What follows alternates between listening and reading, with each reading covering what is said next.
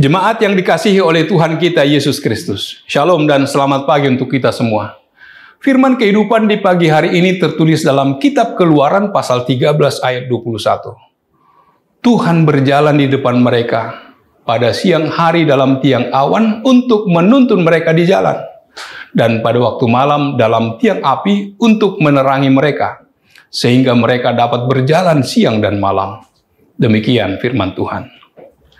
Saudara-saudara yang dikasihi oleh Tuhan kita Yesus Kristus, tidak ada seorang pun yang menjalani hidup ini tanpa tujuan. Untuk sampai kepada tujuan, kita harus menempuh jalan yang dekat dan yang jauh. Jalan yang ditunjukkan Tuhan kepada kita. Bila Tuhan yang menyuruh kita untuk melewati jalan itu, Dia juga yang akan menuntun dan memampukan kita. Perjalanan bangsa Israel dari Mesir, dari tanah perbudakan menuju tanah perjanjian, tanah Kanaan, adalah gambaran perjalanan hidup orang percaya. Suatu perjalanan yang tidak mudah, tidak nyaman. Naik turun, ada suka duka, penuh dengan tantangan, melewati onak duri, panas terik, dan juga dinginnya malam. Allah menuntun dan memelihara bangsa Israel secara langsung, melalui tiang awan dan tiang api. Sebagai bangsa yang tertindas selama 400 tahun, Israel menjadi bangsa yang sangat lemah. Allah tidak tinggal diam dan langsung membawa mereka keluar dari tanah Mesir.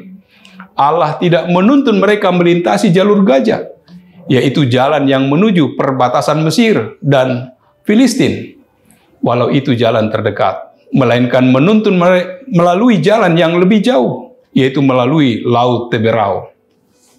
Sebab melalui jalan ini mereka akan bertempur dengan pasukan Mesir di perbatasan atau dengan orang Filistin yang ahli berperang dan mempunyai persenjataan yang lebih maju. Tuhan memutuskan agar orang Israel terhindar dari pertempuran. Dia tidak membiarkan anak-anaknya berperang sebelum mereka siap. Bagi Tuhan, orang Israel belum siap berperang. Mereka lemah secara mental maupun fisik. Mentalnya mental budak yang mudah takluk, mudah menyerah, mudah putus asa. Fisiknya fisik seorang budak, pembuat batu bata yang tidak punya skill atau keahlian berperang, sehingga takkan mampu melawan tentara Mesir ataupun tentara Filistin yang sudah lama mahir berperang.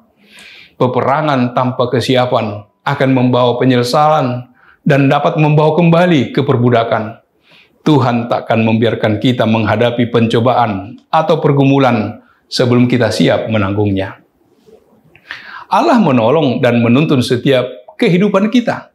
Kita mengalami dan menjalaninya bersama Tuhan. Perjalanan kehidupan kita tidak mudah, sama seperti bangsa Israel yang dituntun Allah tidak melewati daerah orang Filistin, sekalipun jalan itu adalah jalan yang paling dekat.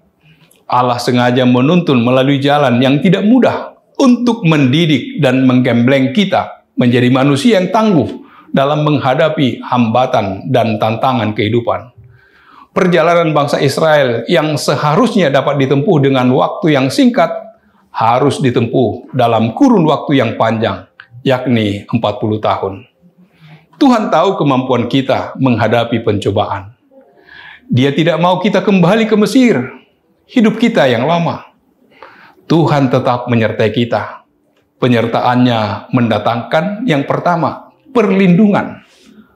Tuhan berjalan di depan mereka pada siang hari dalam tiang awan untuk menuntun mereka di jalan, dan pada waktu malam dalam tiang api untuk menerangi mereka, sehingga mereka dapat berjalan siang dan malam. Ayat 21. Padang gurun yang sangat panas mustahil untuk dilalui pada siang hari. Namun Tuhan melindungi bangsa ini untuk terus dapat berjalan siang dan malam. Yang kedua, kekuatan. Tiang awan dan tiang api bukan saja memberikan perlindungan, namun sekaligus kekuatan yang baru kepada bangsa Israel.